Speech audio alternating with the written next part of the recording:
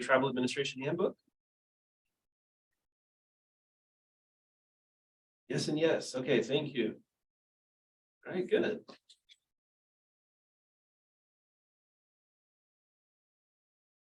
Megan, so you can see both the chat and the Q&A, right? Mm-hmm. Okay. And I can see Q&A Oh, as you a, can see as it a, too. as a Okay. attendee. Okay. All right, good. Let's see chat, so. Oh, there it is, Yeah. chat, gotcha. Okay, cool. Chat is disabled for offsite. Yeah, so it'll be polls. coming Okay. in through the Q&A. Okay, all right, that's fine. So we only need to look at the Q&A. All right, good. Thanks, y'all. Great. Okay. Oh, hey. Executive Director Gijek is here. Cool. All right, so we'll dig right in. So, I'm gonna hit record. oh, you're recording, right? So we're doing that. Perfect. Cool. All right, very good. So, so as I said, I'm Joseph Bauerkemper, honored to serve as an affiliate faculty member for the Humphrey School. My day job, my primary appointment is up at the Duluth campus in the Department of American Indian Studies, where I serve on the faculty, and I also serve as the director of the Tribal Sovereignty Institute. And so really happy to be here to talk with you all and the folks out there on Zoom about the Tribal Administration Handbook. And I'm particularly happy to be doing this with co-editor of the book, driving force behind the book, and my colleague, Dr. Rebecca Webster, who's here. So Dr. Webster is going to take the helm here and going to be featured primarily this afternoon, which is a good thing for everybody. So Dr. Webster is on the faculty in American Indian Studies up at UMD, serves as the director of our graduate programs. We have a master's in tribal administration and governance, and a master's in tribal resource and environmental stewardship, and also a handful of graduate certificates. And so she'll talk about all of those programs a little bit later today. Dr. Webster hails from Oneida Nation and makes her home there, serves as an elected official for the Oneida Nation on their land commission, as well as being an attorney and a doctoral, a PhD holder and a professor of American Indian Studies. So lots of things going on, and it's really wonderful to be your colleague and to have her with us today. So I'll hand it over to Dr. Webster. You can give yourself a proper introduction as you would, and then let us know what we're in for, and we'll dig right in.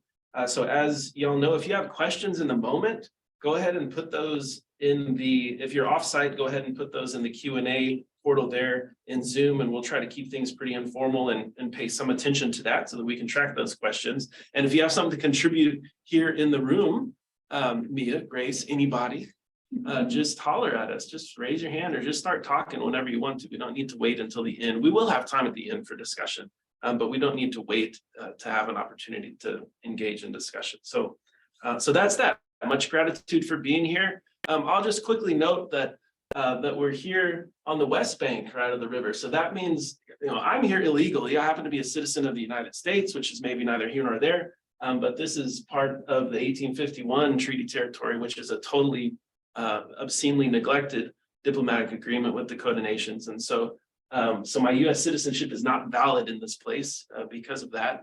But nevertheless, we're here because of the inertia of settler colonialism, and that's a problem and a crisis, and something we won't be able to tend to adequately today, but it's worth noting as we get started. So thank you for your patience, and hand it over to Dr. Webster. All right. Sagoli swagway, kanya tigay lunium yet some gwang. Becky Webster ni yung yet slunige. Magwaho ni udi to load, ni aga, ni was a joke. Dulunkawane ni bagenu. So what I just said in English is, greetings all my friends. My name is Ganyeta Gale, which means snow scattered here and there. And it's finally here. My English name is Becky Webster. I'm Wolf Clan. I'm Oneida, and I grew up near Duck Creek that runs through the Oneida Reservation in Wisconsin. So today we're going to be talking about all kinds of fun stuff. I hope I hit the toggle right here. There we go. So we're going to be talking about the formation of our program and the amazing history that brought us MTAG in the first place and everything else that came after that. We're going to talk about the handbook, how that got started. We're going to give you a couple of samples of some chapters that Joseph and I contributed to. Then we're going to look in particular at the programs at University of Minnesota Duluth. and talking about the Tribal Sovereignty Institute that Joseph had mentioned a little bit about, our undergraduate degrees and our graduate degrees, and our new certificate programs that we're pretty excited about. And then we're going to open it up for discussions and Q&A. And I don't know why you took off so far. Might as well just stay up here. Sure. So I'll just say a brief bit about how we tend to do things in our department, how we develop programs and pursue initiatives. And I'll talk about that in the context of our MTAG program, the Master in Tribal Administration and Governance, because that kind of set the protocol or the precedent. So it would have been probably 15 years ago now, and this is somewhat of a familiar story. And if you've had an opportunity, the Humphrey School offers the workshop in tribal state relations, and some of what we discuss in there is about sort of best practices and not best practices for engaging in tribal relations. And the university often exhibits across that continuum. And one of the things that the university had in mind, UMD in particular, it's been across a long set of years, but 20, 15 years ago, was to build a new building on the UMD campus to house the American Indian Learning Resource Center, perhaps academic programs serving Indigenous students with constituents of Native nations. And so the conversation emerged to do some outreach, to talk to tribal nations and say, hey, we want to build this building and it's going to be really great. And, we're looking for maybe some support, as far as working with the legislature, maybe even some funding support. So the university had something that it wanted and thought that tribes could be a resource for pursuing that, and learned very quickly that that's not an appropriate or useful way to go about things. And happily, through those conversations and through lots of grace on the side of the tribal nations, learned about some things that the tribal nations wanted. And one of those things was a master's level degree, a professional applied degree about how to run Indian reservations, like how to administer the governments of tribal nations, especially at the kind of civil service level, the level of appointed officials and career officials. So the university, had a kind of predetermined approach of what it wanted and pursued a sort of engagement in that way, and quickly learned that that was, not going to be a fruitful pathway, but happily shifted gears and started listening. And the MTAG program grew out of that. So there was extensive consultation with tribal leaders, with executive directors in tribal nations. What kinds of courses, what should this curriculum look like? What are the competencies? What are the skills that students who move through this master's program would need to have? And out of those extensive conversations and multiple rounds of consultation grew the MTAG program. That curriculum was put together through a really intensive and extensive process of engagement. And one of the signs of the success of that, there are many signs of the success of that, but one of the immediate signs is that the folks who run the kind of overarching graduate programs, the graduate school at UMD said, okay, great, y'all are starting this program, and typically, we see a few, maybe a handful of students during a first year when a program comes out. And when MTAG program debuted, there were 30 students in the initial cohort that were accepted, more applications beyond that. And then, there tends to be in these kinds of programs some significant attrition, and those rates were lower, right? The retention rates were higher, the graduation rates are higher. And so we had large classes immediately graduating from the program and immediately continuing their important work, usually in higher and higher positions within their tribal governments, within state government, within the federal government. So another clear sign of success of the outcome of that process. So as you can see here on the screen share, on the screen in the room, right, this is about relationship building, it's about consultation, and about this word that I used, the thesaurus, to try to figure out a good word to put here, and had a hard time, so I chose amenability. This is I didn't make up this word, it's in the thesaurus, but it's not one that I come across often, right? But the point is, like, when you engage in this relationship building, you can't have a predetermined outcome. You can't have decided in advance what you're going to do and try to get buy-in to that exact thing, right? You have to be amenable to what the constituents actually want. And so that continues to be a value that we sustain within our department as we've developed further degree programs, research initiatives, outreach initiatives, non-degree programs. And relationships are also, of course, things that need to pre-exist, right? So it's both about creating and building relationships, but it's also about already having relationships, which is a challenge if you feel like you don't have them. In some ways, we're blessed because the faculty and leadership in our department sort of come with baked in relationships, elected official from Oneida, for example. Becky's predecessor, Dr. Webster's predecessor, director of our graduate programs is Tad Johnson, who brought with him so many relationships to the university.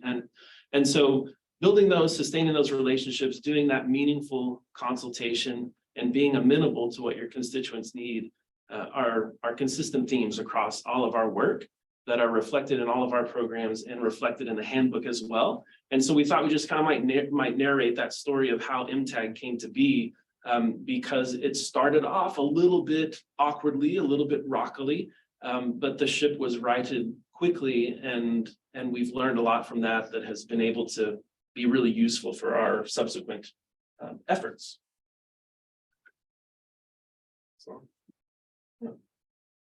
So we're going to segue artificially and forcefully here to talking about the handbook, the Tribal Administration Handbook.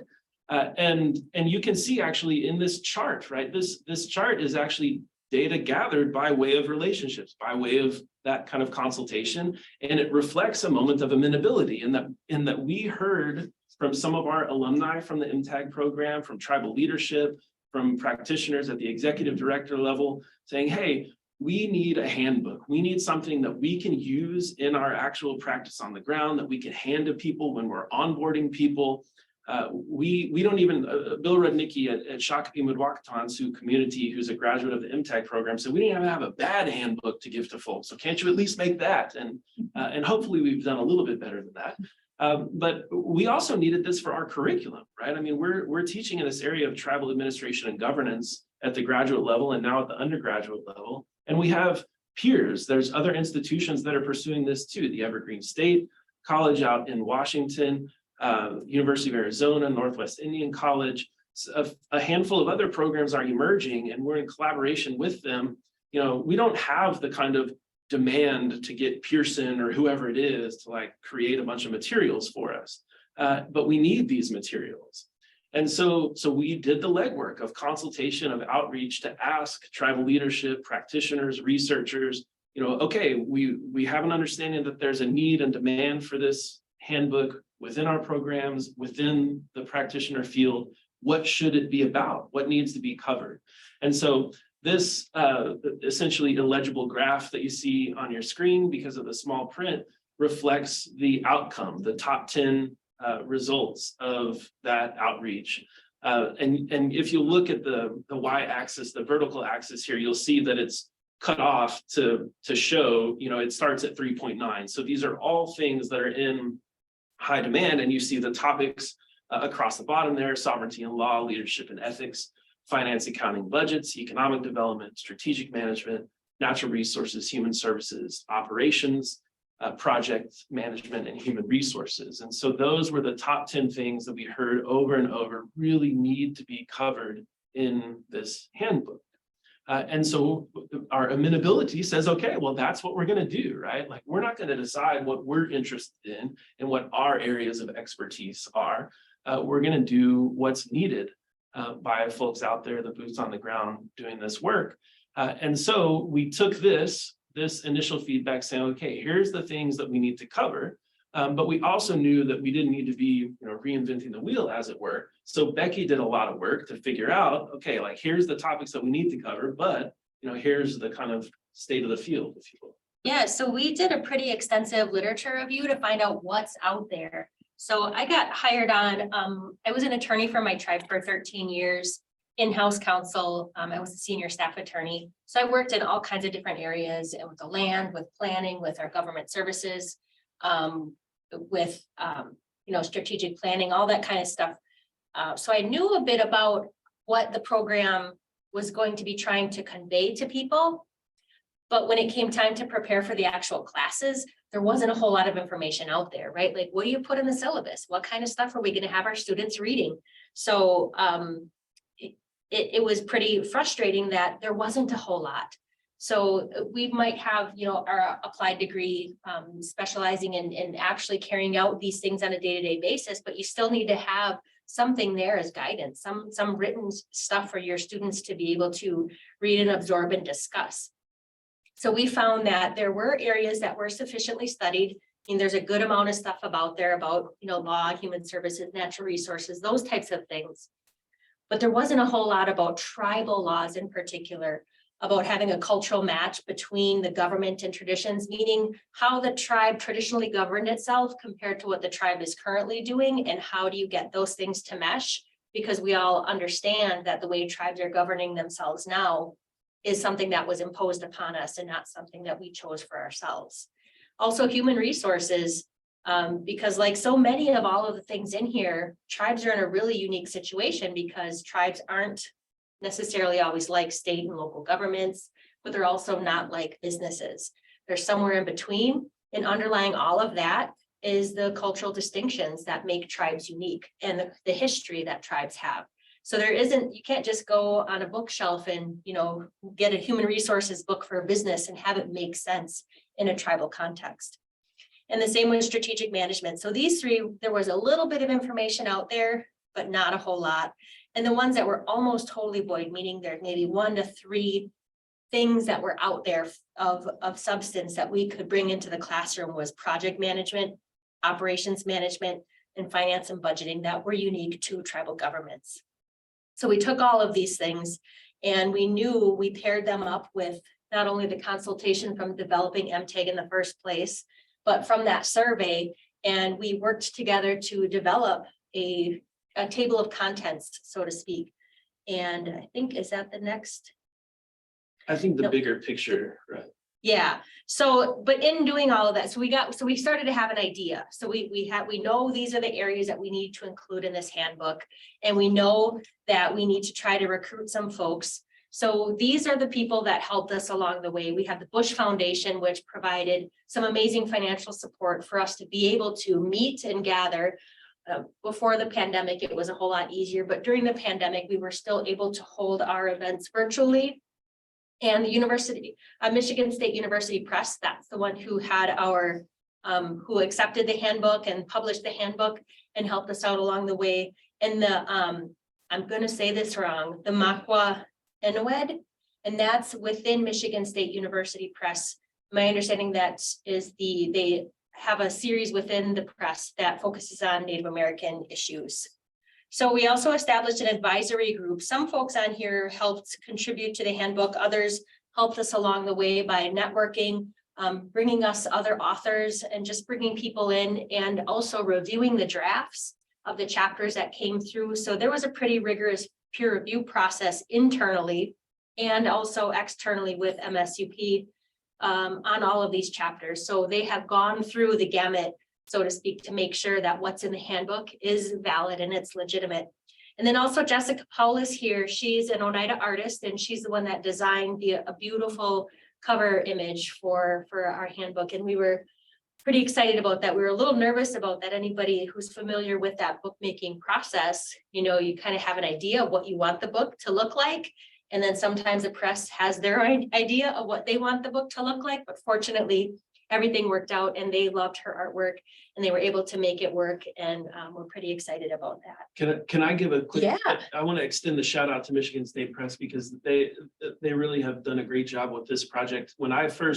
I've done a couple of manuscript reviews, like they have other books they're thinking of publishing and they send it out to the peer review. And I've done a couple of those for them. And I published a chapter in some other books that they've done. And so I knew one of their acquisitions editors, Julie Lohr, who's retired during the course of this project. And I called her and I said, hey, so a colleague and I are thinking of trying to edit the book, Tribal Administration Handbook.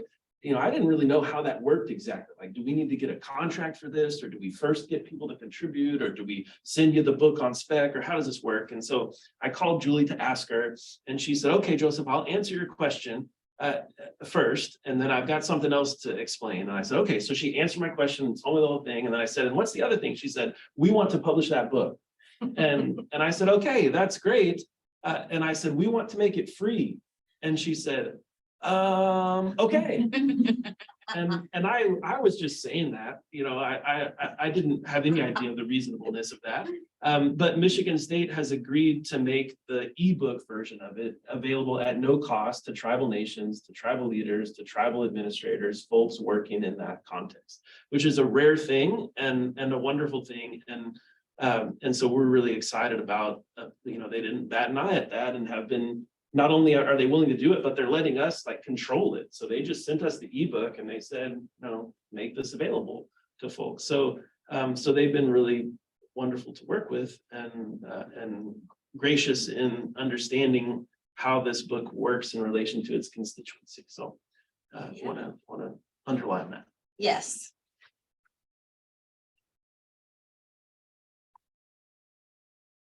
All right, so here is the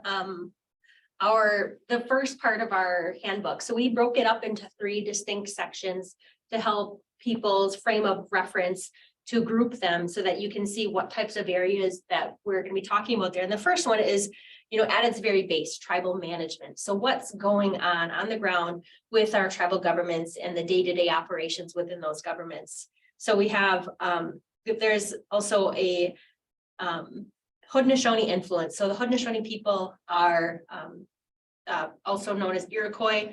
Oneida is one of the Haudenosaunee tribes. So one of the great things about this handbook is Joseph and I, we got to handpick who we wanted to write these chapters because we know that there's a lot of people out there that are doing these things on a daily basis. And we oftentimes paired them up with scholars. So we have scholars and practitioners writing these chapters together. So there's going to be a whole lot of Haudenosaunee influence in here, which helps people as they're reading through that kind of see some, I remember that from this chapter. I remember that from this chapter.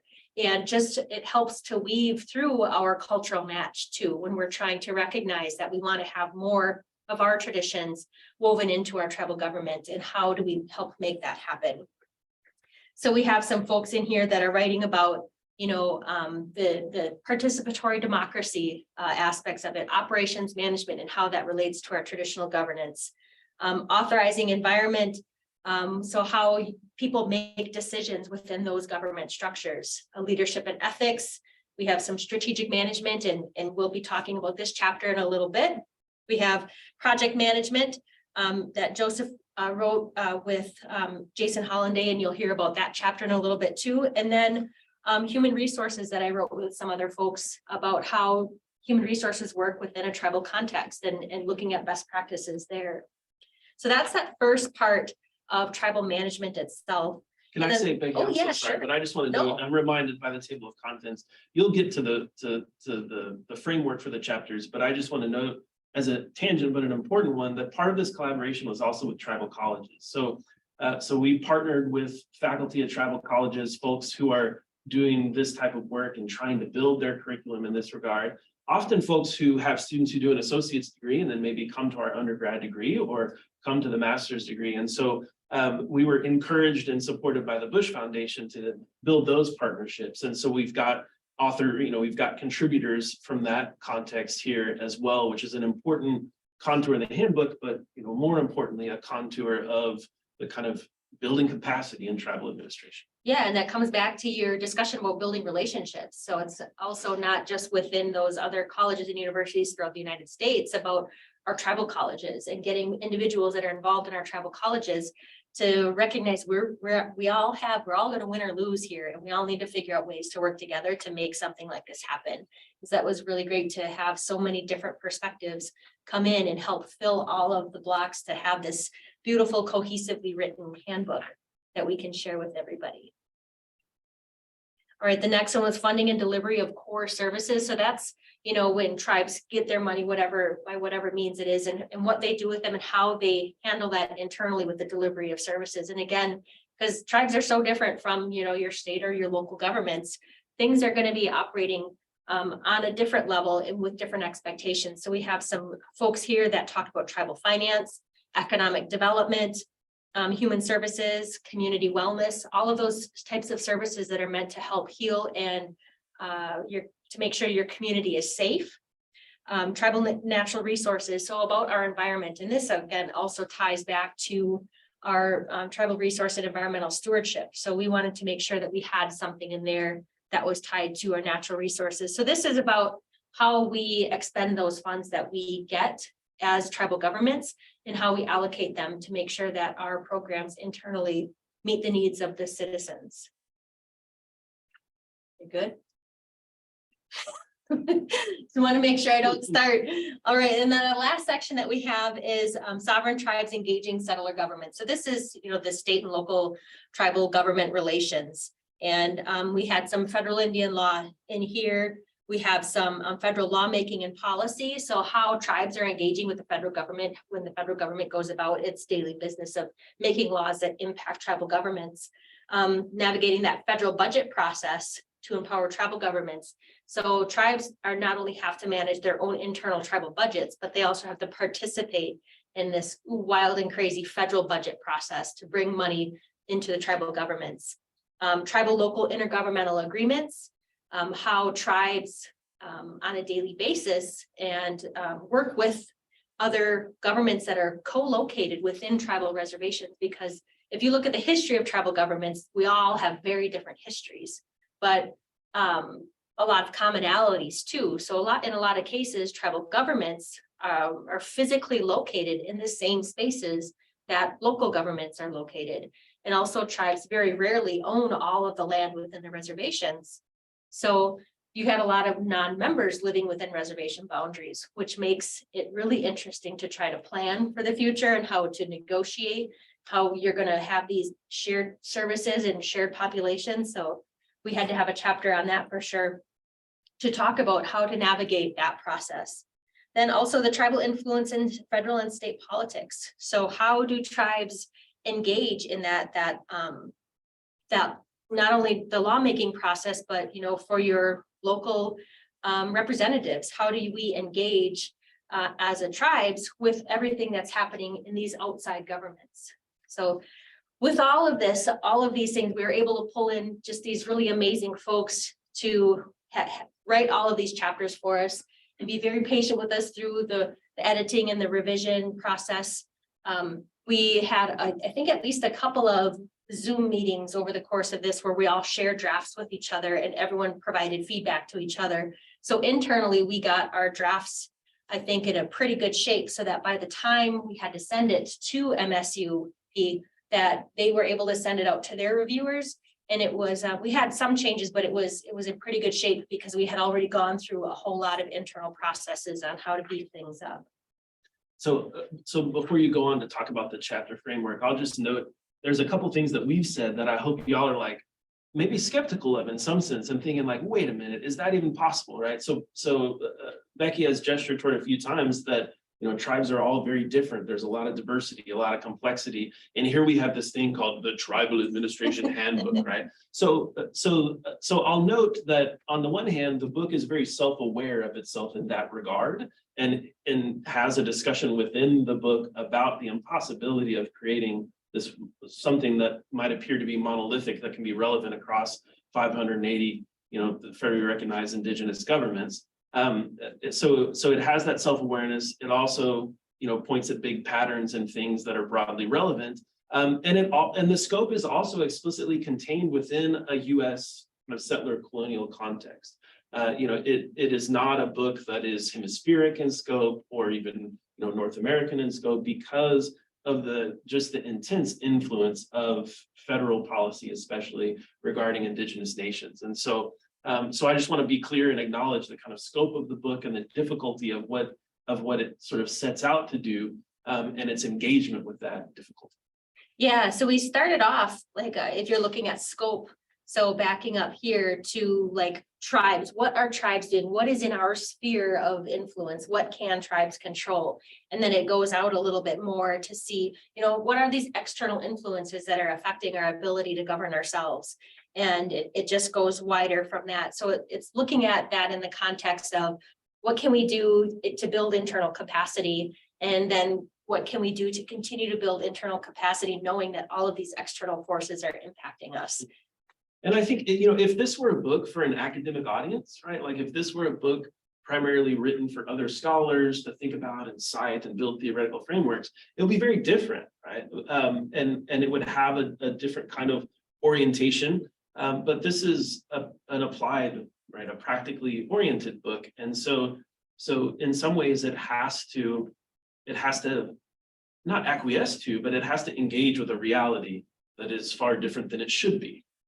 Yeah, so like the idea is if you get hired by a tribal government or you get hired by the state government to be a tribal liaison or some other way that you're interacting with tribal governments and you don't even know where to start, like this is it's supposed to be able to help you understand what's all going on within tribal governments in general and how tribes interact with other folks.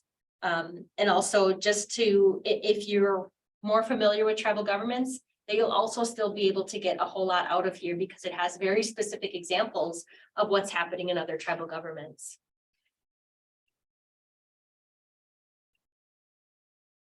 All right, so within each chapter, we had a pretty rigid format for how we wanted to have these. So we start off with a summary, like an executive summary, just so you can open it up and, oh, this is what this chapter is going to cover. Then we have a list of research-based best practices. So these chapters are oftentimes written by scholars and practitioners that are teaming up. So the practitioners who have been, working in these tribal governments will say, wow, I've been here for 20 some years and I wish somebody would have told me this, this, this, and this. So they're very practical, applied practices that they want to share with other people on how to do just best practices in that particular area. We also have internally some case studies, concept analysis, and skills. So that's the heart of the chapter where it's talking about all of the fundamentals that are going along with that topic. And then at the very end, it ends with a practitioner's perspective. So the person who has been working within tribal governments just kind of reflects on their experiences. So again, this might not be broadly applicable to all tribal governments, but it does give you an idea of what that particular practitioner is wanting you to walk away from after having read that chapter.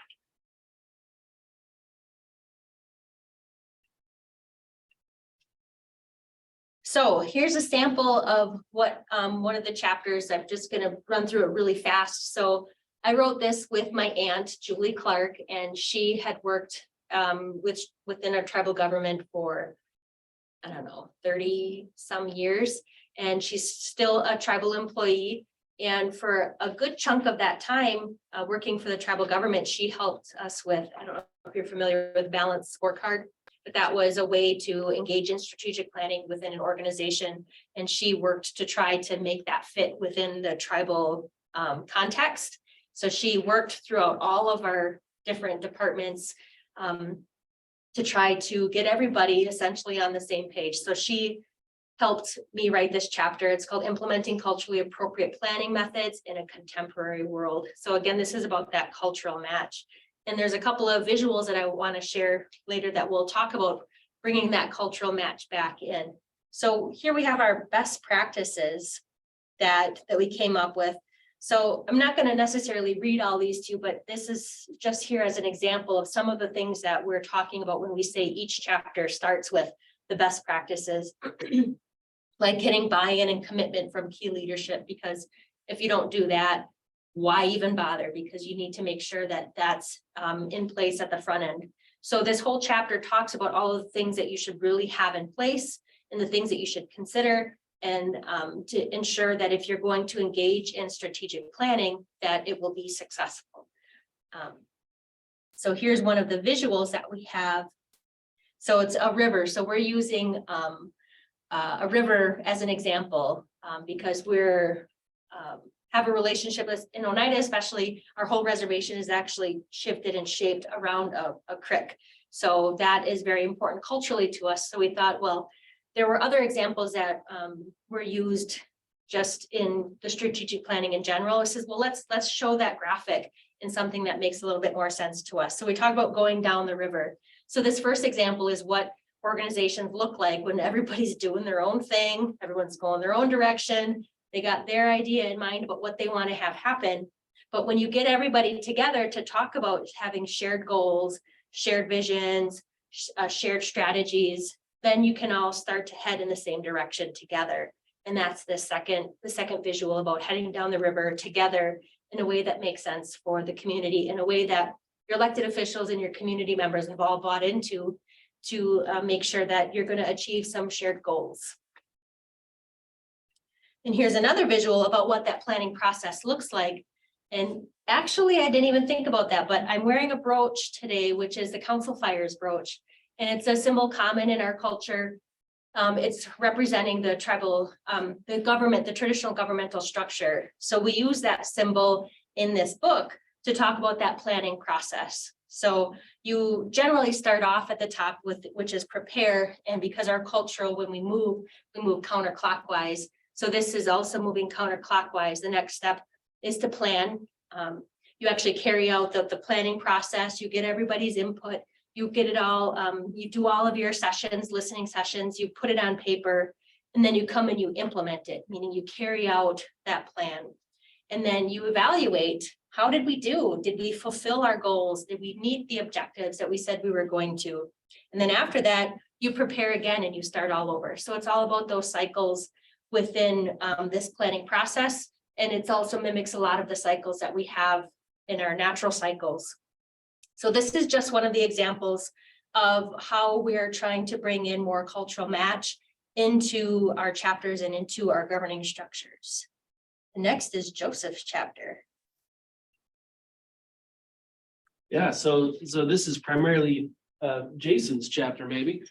So we have a relationship. I have a relationship, a friendship with Jason Hollanday, who is the longtime planning director at Fond du Lac Nation. And so we knew, based on our consultation surveys, the lit review, that we definitely needed a chapter on project management. And that came into my portfolio because I teach a project management course for both our graduate, our MTAG program, and our undergrad TAG program. And I came by that not because I'm a management scholar or even a practitioner, but because some of the work that I do about institution building within tribal government entails this whole world of native-run technical assistance nonprofits who will partner with tribal nations to develop court systems or to constitutional reform or various projects. And I was talking with these folks, like, how do you go about that? How do you go into a community that's very different than the last community that you worked with and facilitate a process? And I became interested in project management and tribal governance context through that work, and then got opportunities to teach this material at UMD. And then through that, had an opportunity to put together a chapter that I could use when I teach this stuff, because there's nothing out there that's relevant to project management in a tribal government context. So I called up Jason. I said, Jason, there's this thing we need to do. And he was totally on board, which I'm very grateful for his generosity for doing that. And so we worked up a chapter on project management. And so here you see, these bullet point pages, by the way, are screen grabs directly from the book. So, this is what you would literally see if you went to the first page of each chapter, something like this. And they're extensive, right? They're not super conducive to a presentation slide. But if you're trying to dig into the nuts and bolts of the work on these various topics, they are useful. The things that I'll quickly say about the project management chapter here is that, Jason, his experience in planning and project management arises to a significant extent from his professional organization. So there's an association of planners that he's a part of and has a leadership role in from time to time. And they have a kind of model for public, governmental planning processes. And that is not a tribally oriented organization, right? It's a big, broad organization, but it's a useful framework that he's been able to use and to adapt. And when we talk about project management, right, that world of project management, is a world of like certification and jargon and all of this stuff. It arises out of organizational management, construction management, software building, those kinds of worlds. There's a lot of conventions to what we might think of as kind of dominant society project management. And a lot of those are really useful in a tribal context, because at the core, project management is just kind of what organized people already do, even if they're not being very meta in their consideration or discipline of that. However, there are some really important contours of it that really come out as emphases in tribal contexts that Jason and I discussed and kind of observed through the work we did to put this together. And that goes back to many of the things that Dr. Webster has mentioned, right? The cultural match, the engaging in decision making and the various sources of authority in tribal contexts are unique and probably more complex than they would be in many other contexts. So the kind of X factor of project management is engaging with those various sources of authority, those various sources of influence for how decisions are made and how decisions go over in project management processes. There's also lots of nuts and bolts stuff about scheduling and managing resources and getting things queued up and making sure you do this before you do this, and those kinds of practical things in here. And so this chapter, represents for me a kind of broader theme in the book, which is about applied skills, but also very much about thinking through questions of cultural match, of community and indigenous knowledge and authority at the same time. So that's what I'll say about the project management chapter. I did not include the visuals because they're like these really convoluted scheduling charts of projects. So we don't want to look at those on a slide, but hopefully you'll get a chance to flip through that chapter. Oh, I get to keep talking for a second here. Yeah. So we'll shift gears here and move from thinking about the handbook to sort of putting it in the broader context of our program. So I happen to be honored to serve as the director of the Tribal Sovereignty Institute now, and you see the mission here, which is to promote tribal sovereignty through education, outreach, research, tribal consultation, and partnerships with Native nations. And so that's what the Tribal Sovereignty Institute does. There are various initiatives that the Institute takes on. This development of this handbook would be one of those initiatives, for example. Another of the more prominent initiatives that the Institute is involved in is a partnership with Minnesota Indian Affairs Council. And I saw that the executive director of MIAC, Shannon Gizik, may be on this call, was earlier at least, which is really cool. So partnership with MIAC and with the state of Minnesota, the lead agency being MnDOT, to deliver the Tribal State Relations Training Program. So that's an initiative, a partnership between the TSI, the Tribal Sovereignty Institute, Minnesota Indian Affairs Council, and state executive branch agencies through MnDOT. And it's a training program required through Minnesota statute now, had been required through executive order, but has been enshrined in statute. And it's the basis for a course here, a workshop course here at the Humphrey School on tribal state relations. So that's a major project of the Tribal Sovereignty Institute, along with some other programming that we've developed, for example, for the U.S. Forest Service, for county commissioners, county administrators, and in a couple of instances for some municipal governments as well. So the TSI is kind of our outreach, or really our in-reach arm of the department, and also developing this kind of applied research for the interests, or in alignment with the interests of our tribal nation constituents. In addition to the TSI, of course, our department has some core academic programs, right? Some degree programs that students can pursue. Our department was started just a few years after the Department of American Indian Studies here at the Twin Cities campus. That would have been 1968, 69, I believe. Our department emerged in 1972. It was not a department at that time, though. It emerged out of activist movement, students on campus wanting to be represented, to be reflected in coursework and curriculum. And so they agitated for that.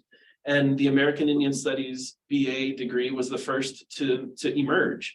And so we've offered the American Indian Studies interdisciplinary bachelor's degree for several decades now. We also offer a Tribal Administration and Governance BA degree only since 2015. As I said earlier, the MTAG program started a little over a decade ago. That started in about 2010. And then what happened shortly thereafter is the tribal leadership and other prospective students would come and say, hey, I want to do the MTAG program, but I don't have an undergraduate degree yet. Specifically, Representative Leroy Fairbanks came to us and said, hey, I've got a lot of constituents. He's from Leech Lake, a District 3 representative on the Tribal Council at Leech Lake. And said, hey, we've got a little bit of a gap here. Our tribal college is able to facilitate a process through which the folks here can do an associate's degree, but that doesn't quite get them what they need to get into the MTAG program. So let's do something about that. And we said, okay, let's do it. What should it look like? And we went through that whole consultation process, right, to develop the curriculum, to understand, as we came to understand through that consultation process, that this needed to be a completely online program. So it was readily accessible to folks living and working on reservations across the continent. And so out of that grew the TAG BA degree, which we've been doing for graduating students from for a little over 5 years, many of whom go on to do the MTAG degree or to do graduate degrees elsewhere, and all of whom essentially go on to work in tribal government. So those are our 2 undergraduate degrees that we have, and then Becky will talk about the grad programs that she directs. Yeah, so we have the Master's of Tribal Administration and Governance program, and this started off as a completely in-person program where students would gather. Did it start off 5 times a semester? So Friday evening, Saturday morning, and Saturday afternoon, students would go and move through the program as a cohort, meaning they would all go together and take the same classes. So, but because we're recognizing that a lot of these individuals that would be taking our classes are in the middle of their careers, so they needed to have something that would be responsive to those needs and fit into their schedules appropriately. So we had 5 in-person classes, our weekends a semester, and then students would come down to Duluth and we would have the classes. And I'm not sure at what point it turned over. Do you know what year it started to? It was definitely pre-pandemic. And I don't, it was around 2014, 2015 Okay, that students had the option. yeah, so We it was pre-Zoom, right? I don't know who the university had a contract with. horrible. It was Adobe Connect and then WebEx. And WebEx, who knows yeah, what. yeah. So we would have situations where we would have some students in the classroom and then some students, you know, Like this. participating remotely, which it worked out for our program nicely, except what was happening to me anyway is I live on the Oneida Reservation in Wisconsin, and I would drive to Duluth for the weekend, and I'd come and sit in a classroom and all of my students were remote. So I would just, what is happening, you know? And then during the pandemic, you know, a lot of the students responded that they really did appreciate having them all on Zoom, so that you didn't have some students that were in the classroom and some students that were remote, that it was easier to do breakout rooms. It was just easier flow for the courses in general.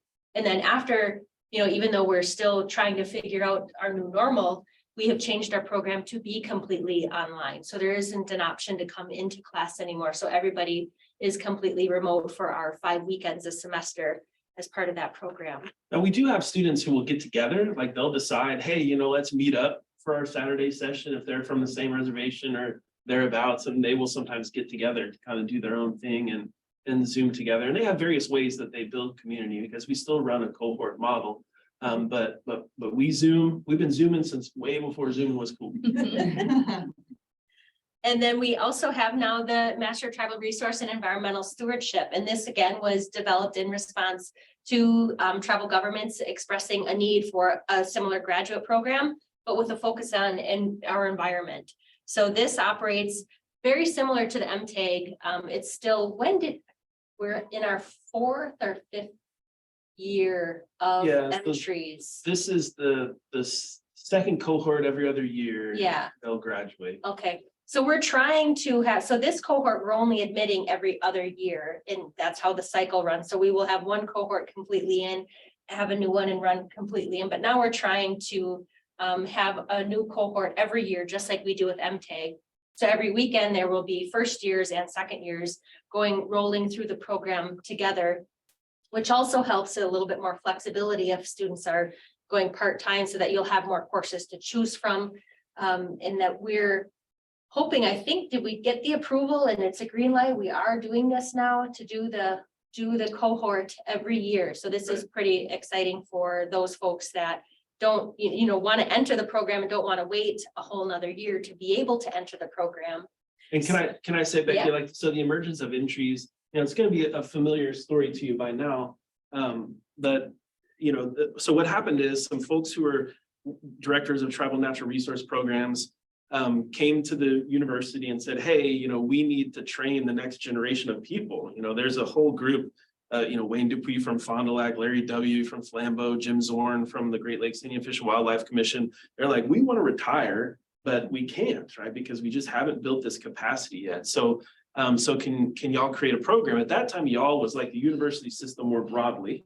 And so there was an effort at a college on a different campus from us to saying, oh yeah, we can do that, we've got it. And so they took that request and they went and decided what the program should look like and what it should be, and we're ready to roll it out. But they didn't do the consultation process in an adequately deliberate way. And so the folks who had made that request came to UMD and said, hey, you know, can y'all do this? Can y'all go through the process that y'all do to create programs? And we said, well, like we can go through the process, but we don't know how to do that. Like that's like the environmental stewardship and natural resource economics and ecosystems, like it's not in our wheelhouse. And they said, well, like y'all need to get it together. And we said, okay. So, you know, we went through our process of consultation. Those folks came in and designed the curriculum. And then we figured out how to put together the faculty group that we needed in order to deliver it. And it's hard, right? It's hard to do that, hard to maintain that, especially at a university system that does not devote adequate resources to programs that serve Indigenous peoples, and being located on a campus whose identity is crisis oriented. It's a challenge. And so, you know, as Becky says, we're hopefully moving in this direction where we can admit cohorts every year to the MTrees program. And a lot of folks at the university are really excited about that. They're not super excited about having folks on the payroll to teach those courses, yes. But we'll see, you know, we'll see if we can work that out. Yeah. And then we most recently, like just within this past year, have developed these graduate certificates and have been admitting students into this certificate program. So I don't know if you have more background information about the development of the certificate program. I don't know if you wanted to talk about that. So the certificates arose for a few different reasons. One, because we had prospective students who were nervous about doing a master's degree. You know, they like went to college, you know, decades ago, and you know, and said, well, I'm not really sure about this. And so the certificate program, we had run a different certificate, a non-credit certificate program that was successful. And so we started looking into like, what is a graduate certificate? We didn't really know like what this meant in the like organizational context of the University of Minnesota. And we found out that it was a potentially good pathway. What do I have here? Oh, just a Q&A. Oh, that's on yours. Okay. Yeah. Anyway, so we developed clusters of courses, again through consultation, like what are folks, what's going to be most useful to folks, what's going to be most interesting, what do y'all need in your tribal governance context, right? What kind of shorter course programs would be most useful for your operations, for your capacity.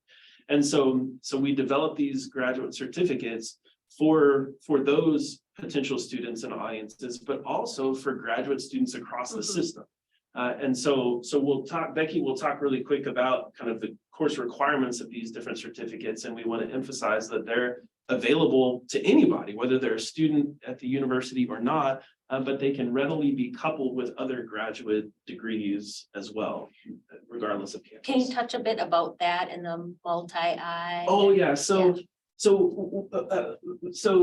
when you all run in haste to add a graduate certificate housed in our department to the grad program that you might already be doing, there is a bit of a logistical challenge. If you're housed in a grad program that's not based at UMD, you would need to register for some of the required courses or for the required certificate courses. They are UMD based. And so there's this phenomenon called multi-I enrollment or multi-institutional enrollment, which works, but it is a hassle and it's kind of frightening because you have to allow yourself to make it look like you're going to be double billed from multiple campus tuition structures. And it's a weird, scary thing. And it's alienating, right? It's a barrier to making this type of thing work. So I'll just note that there is a process for folks to do these certificates, regardless of what your home campus is as a graduate student. There's also work being done to try to remedy that and come up with a new way for students who are interested in learning about and potentially serving Indigenous nations to get the capacity they need, right? It's an obligation of the university to make that available and accessible. And so we're working to try to remedy that. So on the one hand, I want you to trust me and just know that it works and it's scary. On the other hand, it's a problem and we're trying to fix it. All right, so I'm just going to quickly go through these last, their certificates. So we have 4 of them: tribal sovereignty and federal Indian law, Tribal Administration and Leadership. And those are the two that are housed in the MTAG program. And the other ones are Indigenous Environmental Systems and Resource Management and Tribal Resource Stewardship and Economics and Law. So I know we just have a little bit of time for questions, and I think the other one is just the courses. Yeah, it gets into the weeds a little bit. And is that after that? You do have 2 questions. Yeah, so should we Can you, could you read them or should we Yeah. look at them or? I can read them. Okay, thanks. Based on initial sales, do you have a sense of who is buying and using the book? Have some college instructors added it to their reading lists? I don't know. So the first question, we don't really know. We don't, we're like not involved in the marketing. Well, I mean, we gave information for that, but we're not involved in the business side of things, happily. We do know that the Bush Foundation bought a couple hundred hard copies of it for us to give out to tribal administrators, tribal practitioners, and leaders. So we know the book has gotten into a lot of folks' hands because we put it into their hands. And we also know that a lot of folks have, kind of when they get the digital copy, and we're still ironing out the process through which we make that available. So we know folks are getting it. We also do know that it's being assigned in our programs, but it's also being used at several tribal colleges in their curriculum and at the Evergreen State College too. So we know that it's being adopted and used as course readings in various places. So we do know that. We don't know entirely about the sales and the use of it in those contexts, but we're looking forward to making it more available and doing some work to track that. Okay, the next one is someone saying, I have to get going, but want to thank you for this wonderful presentation. Maybe a little off topic. I am curious of what the presenters think about what's happening with the, apologies for this. Is this the Cayuga tribe in Western New York and Halftown's fight against the elders? I was reminded of it while Joseph was discussing strategic planning, getting everyone on the same page about the future and project management. I think it's a really modern example of federal sponsored tribal governance clashing with traditional tribal governance. Yes, so this is an ongoing horrible issue that's happening in Cayuga territory. And it's explained perfectly when you have that federal sponsored. This is who the BIA is going to recognize as the leadership within a community, but the traditional community says, whoa, wait, who are you?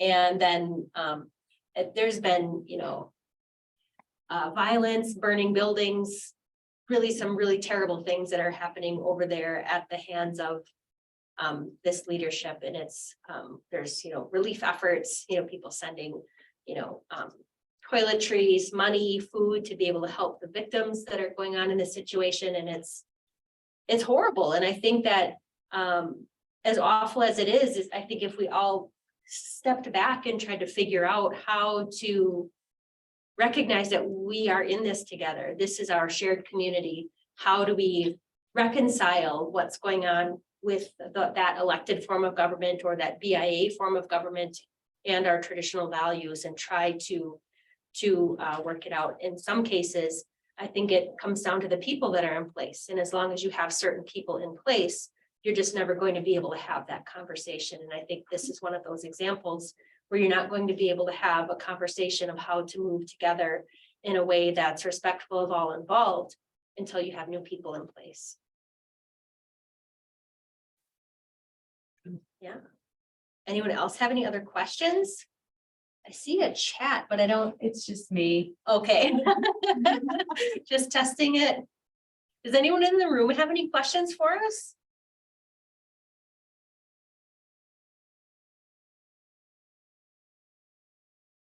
It was thorough. Thank you. Yeah. Cool. All right. So let's just look real quick. Is it? Just to see. Yeah, just Yeah. click on there. 'Cause So, it's just so the 4 programs, right? Each one has the 4 classes. yeah.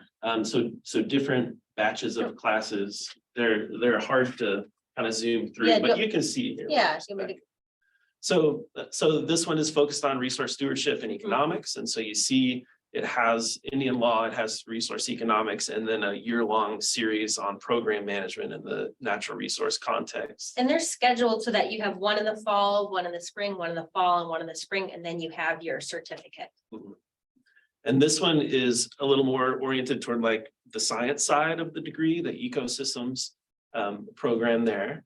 And then these two certificates, like, so those two certificates that we just looked at real quick are largely kind of M-Trees oriented, right? They're drawn from that context. These certificates are more M-Tag oriented.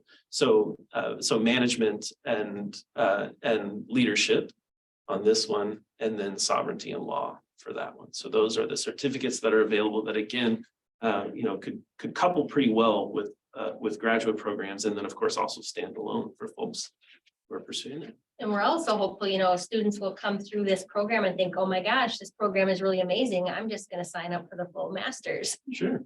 Can I ask about the certificate programs? Are those online as well? Yep. Yeah, so they have the synchronous Zoom sessions, right? So Right. folks would be committing to getting on Zoom 5 times a semester at a predetermined Friday night or Saturday morning or Saturday afternoon. So these are our cohort model as well. Well, you would be intermingled with the students pursuing the master's degrees Oh, I in see. the courses, Okay. but you wouldn't be like thoroughly part of their cohort. Got it. You know, Yeah. you'd be like a part-timer kind of.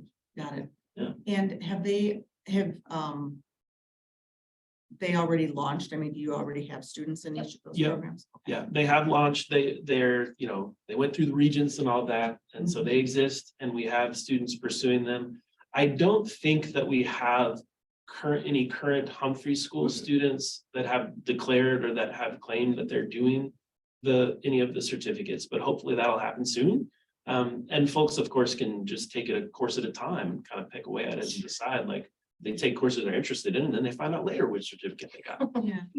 And just from the Humphrey perspective, what would be the advantage, or why do you think Humphrey School students would be a good match for those? Sure, yeah, so, you know, I mean, I would say, thinking about the advantage or the benefit to Humphrey School students is that this is a terrain that's just really important to know about. And if you have skills and awareness in this area, that you're going to be really prepared to do important work that settler governments, right? State governments, counties, municipalities, they're all becoming increasingly aware that they need to have some competency in tribal relations, in Indian law. And so this is something that those folks are looking for, right? Those institutions and entities are looking for. And then the other side of it, right? The reason that we want Humphrey students to do this, the reason that we offer the Tribal State Relations Workshop is that Humphrey students are on a trajectory to be in really important positions of decision-making. And so we want folks in the positions where Humphrey students end up to have this traction, to have some experience and some knowledge in this area. Because we know, like, regardless of ideology, you know, politics, if folks are informed about Indian nations, sovereignty, governance, that the decisions that end up being made are better, right? And we see this especially in the courts, right? There can be like hardcore, ideologically committed folks in various directions who are really informed about Indian law. They make very different decisions than folks who share their ideologies who are not informed. And so it's almost like, you know, I'll say this without entirely knowing what I'm saying, but I'll say it's a kind of evangelism for us. Like, we want to get more and more folks who are going to be in important decision-making positions to know about Indigenous nations and sovereignty and be able to engage with them in a way that's better for everybody. All right, thanks for coming. Yeah, thanks so much, everybody here and beyond. Really appreciate your interest. And we did not bring a stack of books with us. I should have done that so you could at least see what it looks like. Yes. But I forgot. You saw the cover and the image, and then I'll just do this goofy thing right here.